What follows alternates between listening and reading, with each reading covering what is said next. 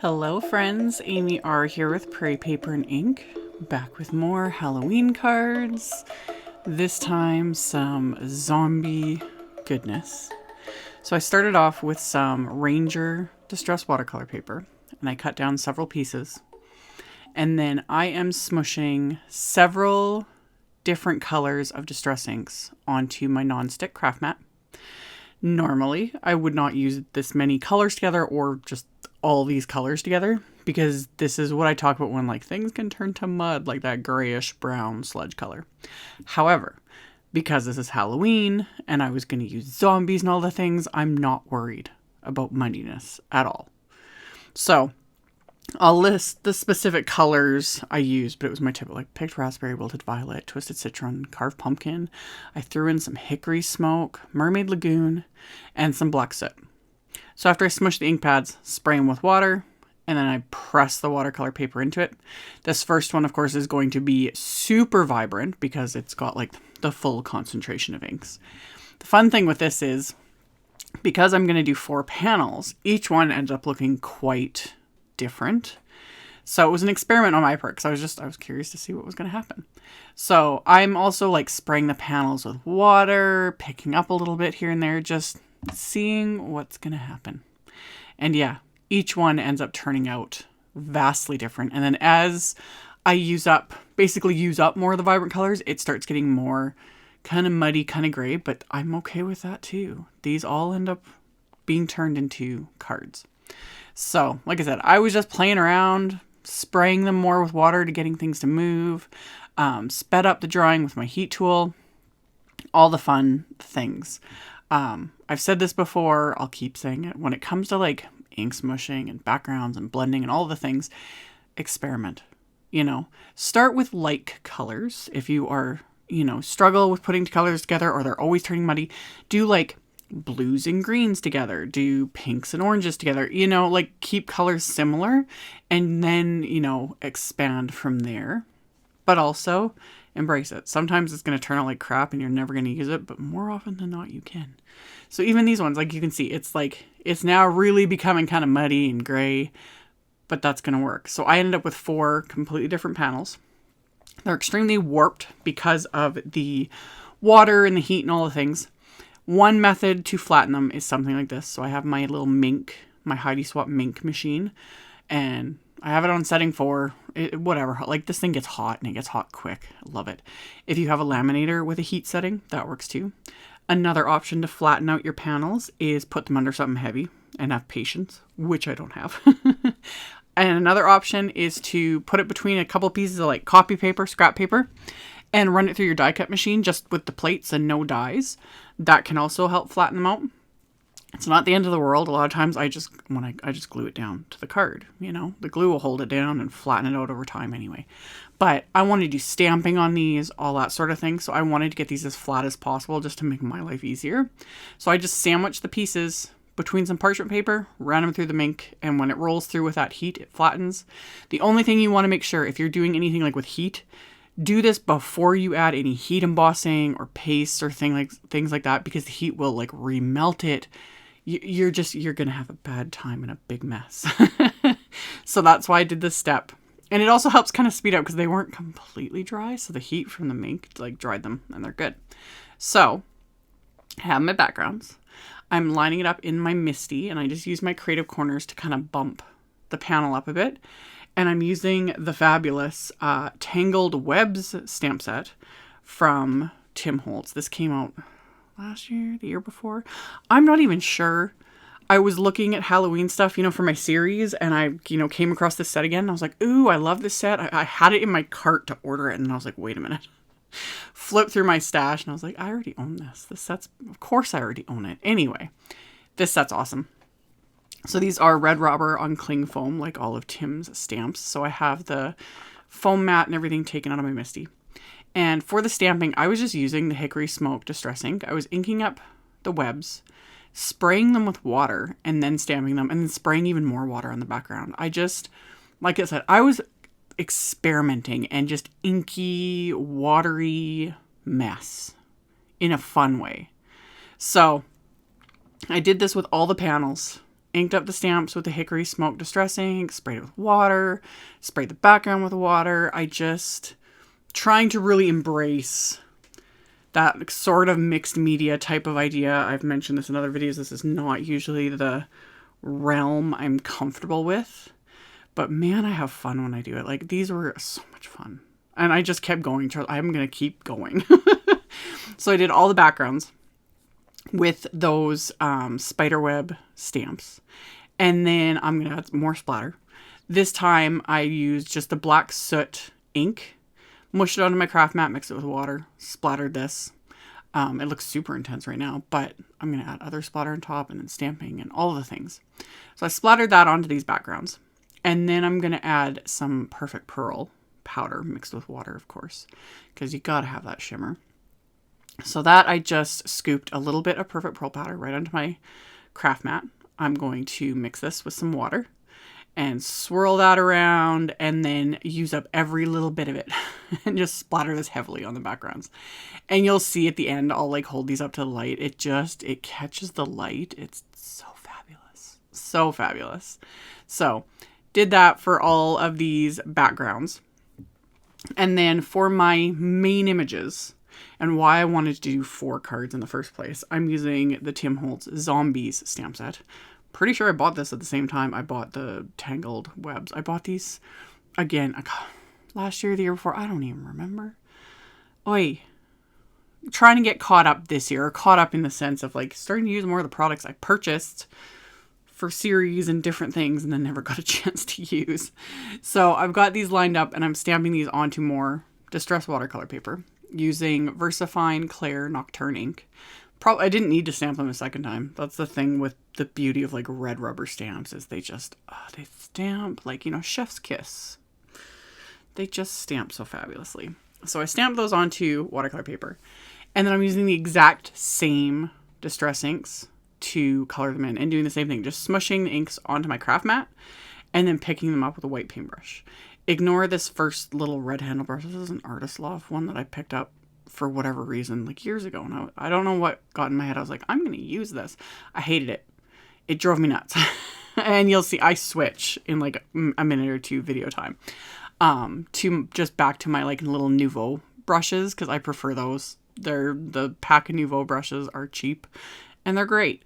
This one just, I don't know, it annoyed me. And the handle was like sticky. You know how certain like products get gummy over time? Whatever they coated the handle with got gummy kind of, and I was just annoyed.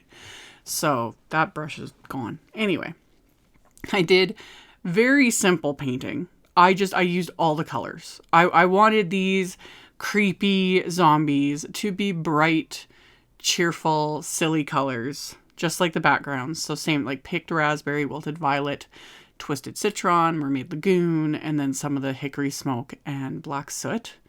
Just no rhyme or reason, just slapping on color. I know I say that a lot, but it's true. Just slap it on and it'll work. It'll be fine.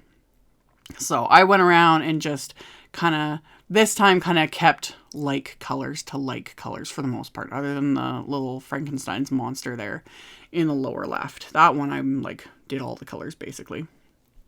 But I just kept going along, and then I would add kind of a second layer of color to everything, just again to make them brighter and pop. I wanted these to be like just vibrant and fun. So after I was done painting all of these, I will fussy cut these with just my little cutter bee scissors. Really quick and easy. They were pretty simple images to cut out because I just left a border around all of them. I didn't cut right up to the line because that would have taken a long time because there's the little, I don't know, hair. I don't even know what you want to call it, sticking out from a couple of the zombies, and then the grass where the hand is. Yeah, I wasn't gonna cut around those tiny little bits. So I left a border around everything when I trimmed them out. So after I had all of that done, I trimmed down my backgrounds to be 3 inches by 6 inches because these are all going to be mini Slimline cards. So I trimmed these down a bit with my paper trimmer. And then after I have all of these trimmed out, I started kind of figuring out what like how I'm going to assemble like the actual cards. And I really wanted to use this little tombstone stamp that's in the same zombies set. So that I'm stamping directly onto all these backgrounds with the VersaFine Clair Nocturne ink. You could leave that like as is, like just stamp it and then start assembling. But I wanted to make it pop a little bit more on these backgrounds. So again, smush some ink pads. I just did hickory smoke, some picked raspberry, and the carved pumpkin. And again, just slapped on color. Not worried about it too much and not overthinking it. I just wanted that color on them to make them stand out a little bit, you know, but also not. I'm not worrying about it, you know, it just works. So use the hickory smoke Morris to add a little bit of shading to it. But again, it was just a way to sort of make this, give it a little bit more solid color versus the you know, mix of colors in the background. So I did that with all 4 panels, just went along, swirled my brush into my little puddles of, you know, ink and water, and then just painted. And I only did the 2 colors, like the pink and the orange, especially for these like more grayish muddy backgrounds, just to kind of bring more of that pink and orange into them, since I lost a lot of that with the muddiness, but I was okay with that. That's how you also can bring back in some of the other colors. So after I did that process, set those aside, let them dry, and then I took all the sentiments from the zombies set. Again, this was why I had to do 4 cards, because I could not choose what sentiments to use, because I loved all of them because they're hilarious. Like the snarky sentiments and the punny ones just got me, you know. I like you, but if zombies chase us, I'm tripping you. Always be yourself unless you can be a zombie. Zombies love you for what's on the inside. Zombies eat brains. Don't worry, you're safe. Favorite quote. So anyway, I stamped all of those onto black cardstock with clear embossing powder, and then heat embossed them with detail white embossing powder. And after I had them all heat embossed, I just used my paper trimmer to trim all of these out. So I've got my backgrounds, I have my main images, I have sentiments. And then I decided, I was like, you know what? I need to go back to the spider webs. I want them to stand out more. Because now that I've added like the splatter and the tombstone and all the things, you can't really see the spider webs as much as I like wanted them to show up. So I'm lining everything up again in my MISTI. I'm not worried about lining these spider webs up exactly. That's irrelevant. Like, they don't need to line up with how I originally stamped them. 1, ain't got time for that. And 2, it actually just adds to the grunge and the layers, and it almost creates a shadow in a sense for what I'm about to do. So I heavily used my anti-static powder tool. I was well aware that I had stamped the tombstone with VersaFine Clair Nocturne ink, which is very slow drying and embossing powder will stick to. So I just went heavy-handed with my anti-static powder tool, stamped the webs with clear embossing ink. Even then, the tombstone picks up a bit of embossing powder, but again, I'm not too worried about it. I brush off what I can with a dry paintbrush because I don't want to like heat emboss the entire tombstone. But random little bits, or if I like brush off too much of the web, I'm not worried about it. I just wanted the majority of the webs to have the embossing powder. And then when I melt it, perfection. This is what really, to me, kind of made the background. And I love how like the top web kind of goes over the tombstone. Like it just drips down, if you know what I mean.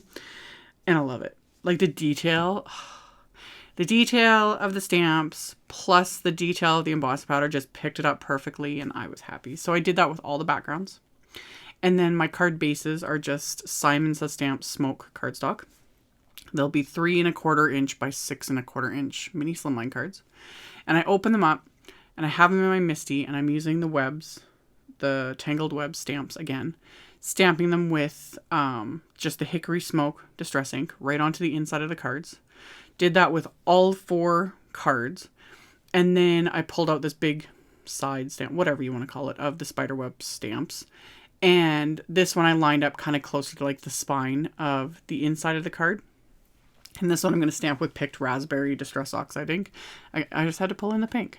I love adding pink to Halloween cards. Don't ask me why. It makes me happy. So all the insides are now stamped. And then to adhere my sentiments, I took some vellum, and I'm going to just add that with the sentiments. My original plan was just to like either glue the sentiment down over the vellum, you know, because you're not going to see it.